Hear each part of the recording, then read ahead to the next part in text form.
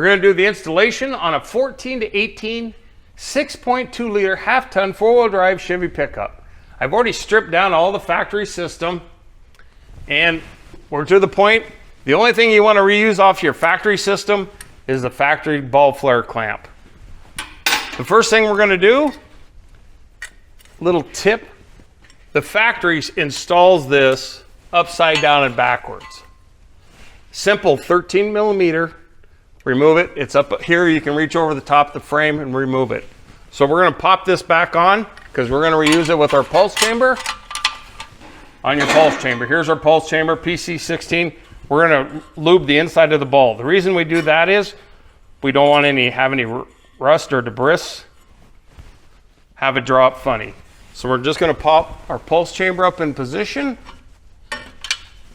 snap the clamp back over it, the factory clamp, and I already anti-seized the factory bolt, and we're just going to thread it back up into position and lock it down.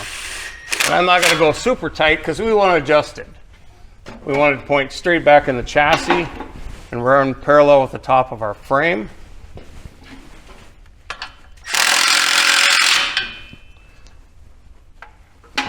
We'll final tighten that when we get done. All of our kits are designed for maximum wheelbase pickup.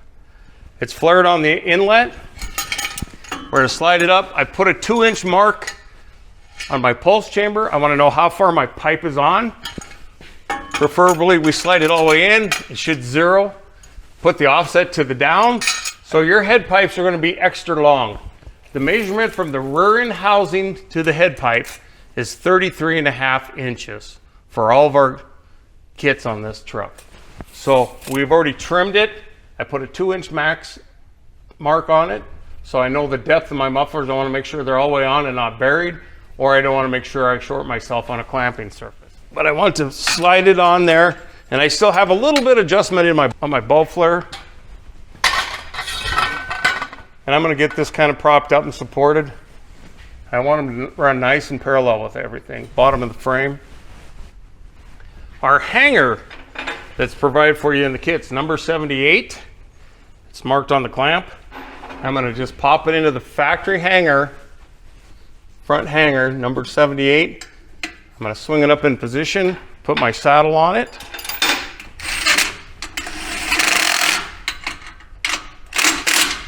I'm not going to get super tight with that.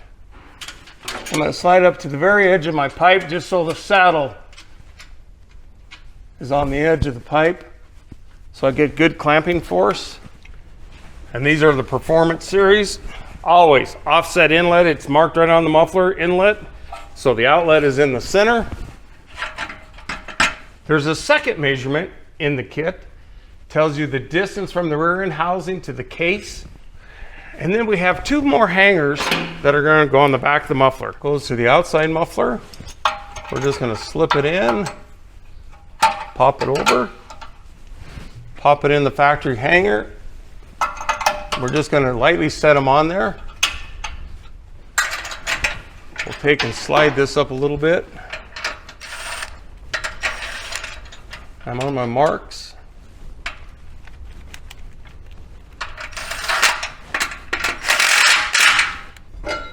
This is for the Bullnose system. These are the turndowns. We make them a little extra long. I'm going to put a 2-inch mark on my turndown because I want to know the depth I'm in my muffler. So I'm going to slide it in and make sure it bottoms out. And it's pretty close. For you guys who want a little more distance between the rear end housing, which I would, you can trim off the inlet, move them forward. Give yourself a little clearance, but if you want maximum length, because we always make them a little long. Right to my black mark.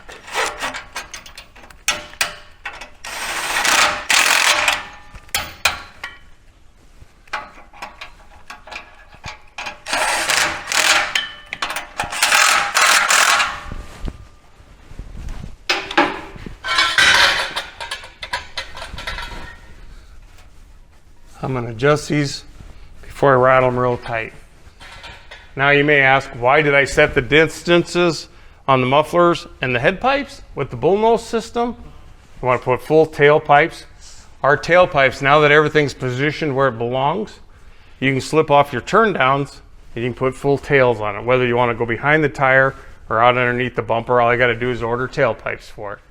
And once again, you can trim it to length. If you want to move them forward, I would probably trim a little off, move them forward, but get it down below the rear end housing so it doesn't blow any heat on it and melt any of these cables. And of course, I'm going to go back through and tighten everything, but that'll give you the prime example of how that fits. This is Mike, MPI Exhaust Technologies, where we build kits and ship them directly to you.